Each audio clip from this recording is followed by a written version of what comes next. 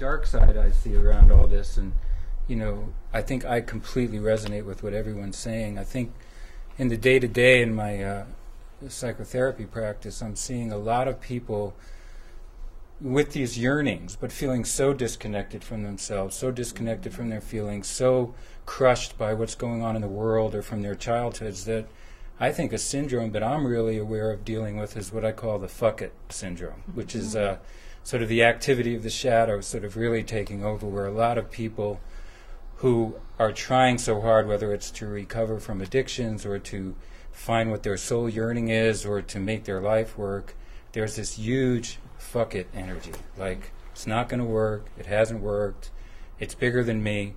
And I think, it's a tremendous challenge right now to realize that there is all this spiritual support right now, but I think there's an equally strong backlash of people feeling very frightened by how quickly the changes are coming, feeling unprepared, feeling overwhelmed, and sort of making a compassionate, empathic space for the part of the self that wants to go, I can't do this, and being able to hold that in a way so that there's no shame and humiliation in that, because I just see that as a powerful force in people right now. Rich, you had mentioned everybody seems to be talking about this change, and I've heard words wake-up call and taking risks and wanting things to be different. And, how is society, particularly in reference to what you said, how is society fueling all this? What's going on now as opposed to 10 years ago or your parents or something? So we have these sort of diametric forces as you're talking about them. What's happening on the planet right now that's causing people to create this unrest, I guess, that in whatever way that's manifesting in people? I would say the media has a large part playing in the psyche of humans, and the garbage that is being dumped into our fields is very dangerous, and it's just fear, instilling fear, and people are either buying into it, sucking into it, attaching to it, or they're not. It is sort of like I see it as just the people are waking up to know, or they're getting sucked in, one of the two. So I think media has a huge part in it. Well, I think that the media is only one channel in which garbage is taking place. I think that there's huge amounts of garbage that we've been polluting the planet, and the oil spill feels both real and also a metaphor. And we really have been living in an unsustainable way, and it's reached a tipping point of some sort where it's teetering. And I think that that people feel it. I think people feel in their bones or with some kind of knowledge that, we may not be here soon if we keep going the way we're going. And we meaning us as a species and a bunch of other species. So I think that the continual creation of garbage of all kinds is, we've been soiling our nest. And it seems very clear to me that the earth can get rid of us but loves us and doesn't want to, and really wants to foster this experiment, but we have to somehow wake up. But it's not like somebody tells people to wake up, it's that people are feeling in their gut that something is really wrong, but they may not know what it is, and they can't trust the media to tell them what it is. And so a lot of people are very much on edge. I've noticed with the guests that we have, as well as just close family and friends, that people's point of reference is now off. That they had sort of this framework for their life, and they have these points of reference that grounded them, whether it was the economic system, our political system, the environment, that they believed in. And even the hardcore ones are now having to wake up because of what's happening in their external world.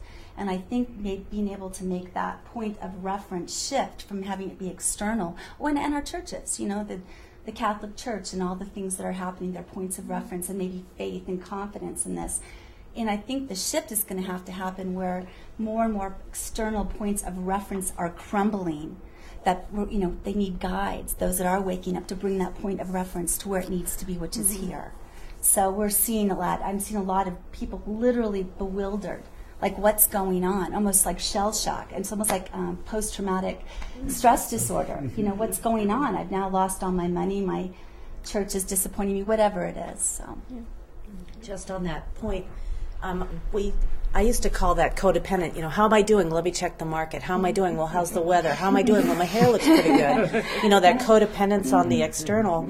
And there is a shift now to independence, you know, independence, and then ultimately that will lead to interdependence. And that's why Independence Day is coming up, but soon it'll be called Interdependence Day, right? Codependence Day. Oh, yeah, for many it already is, yeah, Codependence Day. But that's the truth with that. It's the reference point, and Deepak Chopra calls it, you know, object referral, codependence, and then self-referral, which is really soul, having your reference point be your soul, your spirit. And that, as a meditation teacher, you know, one of the things I'm realizing is, in order to feel the body, in order to feel the feelings, in order to feel the boundaries, in order to feel the fuckit, in order to feel all that, we have to retrain the awareness to be in the present moment. And, you know, the newscasts will tell you what happened earlier.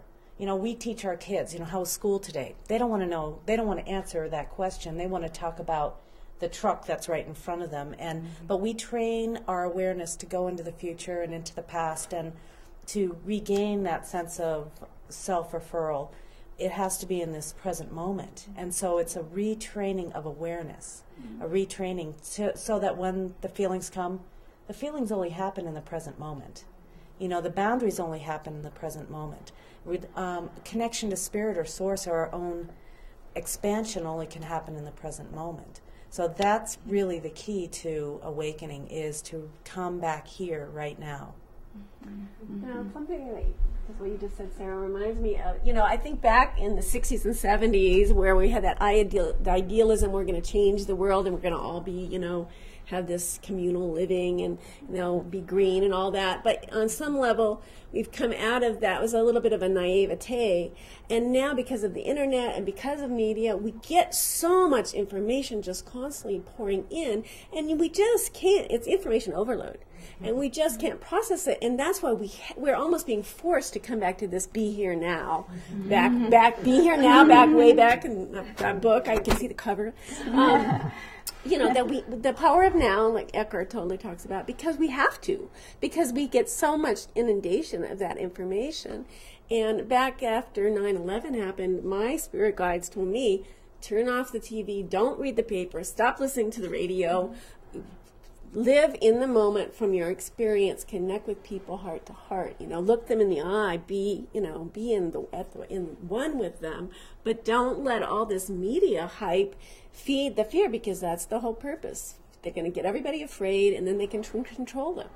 And I think as, you know, guides, we really need to help remind people that to be in that moment, as you're saying, go back into that moment, into our experience, and create that sense of community I think we all really desire, because there's also that sense of alienation a lot of people are feeling, and yet we live on the planet with 6.5 billion people on it, and yet we're feeling alienated. It's really ironic.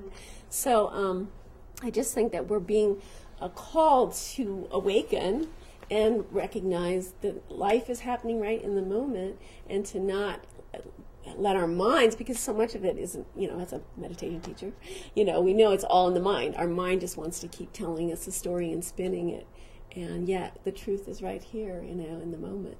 So I think that's our rallying cry, I guess, as guides, is to just be here now.